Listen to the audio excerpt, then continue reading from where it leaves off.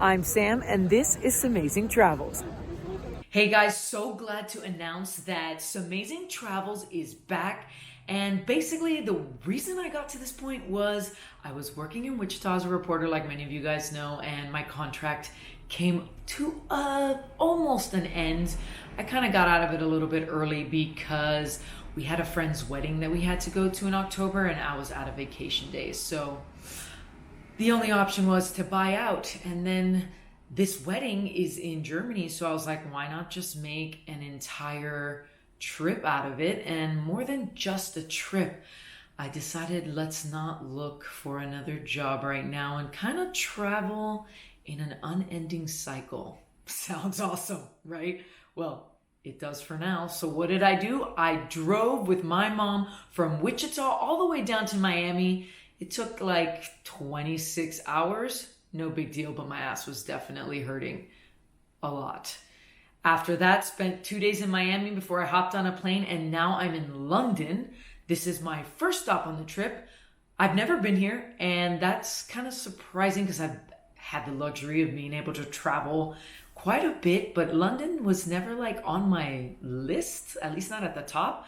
But Alex had to work here for Free's art fair, and I was like, well, we're not gonna let a free Airbnb go to waste now, are we? Plus, London is super epic. I've been here just a few days, and yeah, people were right. This is a spot. It's a must go to. So without further ado, how about, oh my goodness, I'm so excited to say this.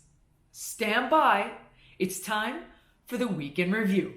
So this is me and Mom on the road, the 26 hours I told you about. At least they were bright, beautiful, sunny days and no rain to account for. Of course, when I'm home, have to see Abuelo and Abuela. Abuela drinking her coffee, it's always amazing. Rico.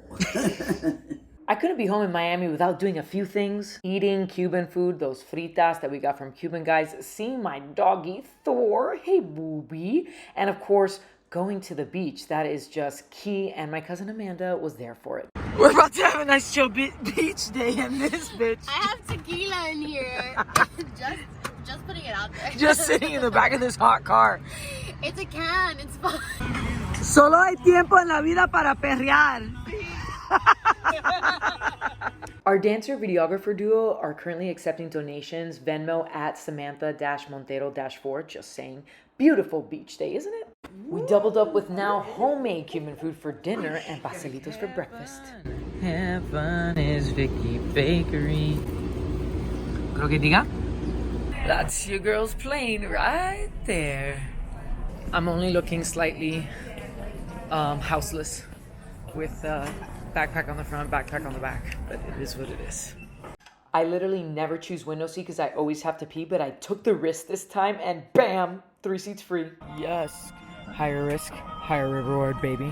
I flew Virgin Atlantic and they have like this very James Bond vibe for their safety video. It was funny. What you see right now is called a Melly bomb, which is a melatonin bomb. My friends invented it with NyQuil, but I only had wine, so that's what I did. And just hoped that it would knock me out, and guess what? It did. I slept like a queen. I arrived. I am now in England. All aboard the Heathrow Express to London. In 20 short minutes, you're at Paddington Station and go where you need from there. This is the art fair I was telling you about. Look who I found in London. No big deal. Always so cash. The best way to beat jet lag is to stay awake, as we all know. So what's better than taking a walk through Regent's Park? It's a beautiful day outside. I mean, sunny as hell, in case you couldn't notice. So there were so many people out there. We got to walk through the park, see Queen Mary's garden, where we see these lovely roses, even a waterfall, say what? And some more roses. One thing I notice about things here, everything is royal, including the garbage cans. Yeah, crazy. London might be home to some of the thickest pigeons I have ever seen. Thick, 2 C's. Quick tidbit on Regent's Park here. It's one of the royal parks of London. It's 410 acres and it's listed as grade 1, which means of utmost historical importance here in England. So take care of it, people, if you come to visit. Once you're out of the park, it's a bustling metropolis, and what do we see here? The Sherlock Holmes Museum? Didn't take too long for me to figure out that mystery. Walking through the park, and now we have the Victoria Memorial, which is right in front of you, guessed it, Buckingham Palace. It's kind of crazy seeing that there just because like I've seen it on TV so many times, so it felt kind of weird actually being there. Right now they have the roads closed around it. I don't know if it's because of the Queen's death, but I did notice something. This lion is very anatomically correct. Buckingham Palace is where the changing of the guard occurs. You can see that guard standing steadily at his post. Normally, the changing of the guard is Mondays, Wednesdays, and Fridays, and Sundays at 11 a.m. or every day in the summer. Here's an homage to the late Queen. Just strolling around the palace, and you just see this awesome, beautiful architecture everywhere you look. Make sure you're just paying attention to the buildings. Buckingham Palace wall, I mean, it's so cute. Then you look up and you're like, yikes. You really don't want to try getting there. The Wellington Arch. It was built in 1826, and it's to commemorate Britain's victories in the Napoleonic Wars. Let me tell you, it's quite impressive. A lot of people just walk right through it. You also can buy tickets to go up and see the arch and kind of read the little museum stuff. After my long day of strolling through London, I meet up with Alex again now that he was done with his Frieze Art Fair stuff. Who decided to join me after his Aperol Spritz. I was working. I want to drink on the job. Now that I was thirsty, I found this super cute pub that just made me want to drink and had to go in. It's called the Chesterfield Arms, and it's been there for over 250 years. Satisfactory. Just like the bartender's mood. Just like the bartender. He didn't sugarcoat it. We like that. My first chips in London. Truffle and rosemary. A little classy, but they're delicious. Thank you. Mayo. The pub in this stroll is in an area of town called Mayfair. Sucker for string lights over here. Apparently we're in a super rich area of town, so bring your wallet.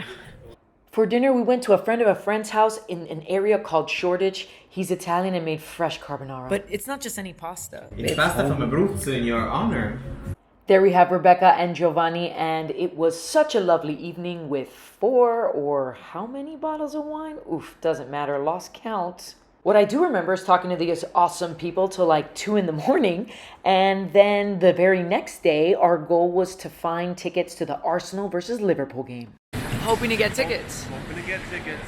This train to King's Cross is called Barking, so you know what you have to do as you embark on this barking train. Come hang with us, we're punny. Oh, also, we made a detour to find Harry Potter's platform. He wasn't real. Make sure you follow signs to King's Cross, not St. Pancras. Why would you Google it? Platform 9 3/4 has to be between platform 9 and 10. Well, it's like that in the movie. Don't you think? You'll know you've made it when you get to King's Cross Station and there is a big old line in front of platform 9 3/4. They do make the magic happen for you if you're willing to wait. Alex and I get back on track to go to the Liverpool versus Arsenal game, so we obviously follow the fans out of the tube station, and there's merch everywhere. Now please watch, as I'm recording, this car passes literally inches away, not even inches, a millimeter away from me. It's a miracle. Honestly, I totally could have gotten run over, but the heavens were with me. We continue going to the stadium until, pow, there it is in full force. We are having a little trouble finding the box office, but we ask around and finally make it to the official box office, which is next to the Armory. Yes or no, we're going to get some. I say yes. Yeah. Psych, totally sold out, and we did not plan ahead. So we went into the store, which had some bumping music, and you're not allowed to record, but I got this little bit.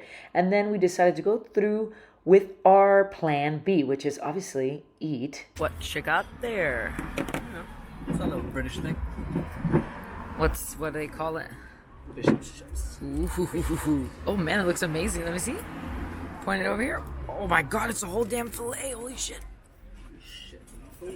Damn. Yummy. Alright, maybe I wasn't hungry, but now I am. Yeah, go get it. This was a random fish and chips place. I gotta say the fish and the chips could have been a little crispier, but it was good. And then pancakes for dessert. We are in search of a pub to watch the game at, since we failed at planning ahead and getting tickets. Oops. What better pub than a place called the Arsenal Tavern? It was packed in there and fans were getting into it. It was touch and go for a moment, but in the end, Arsenal took the game. This is what it's like when fans celebrate.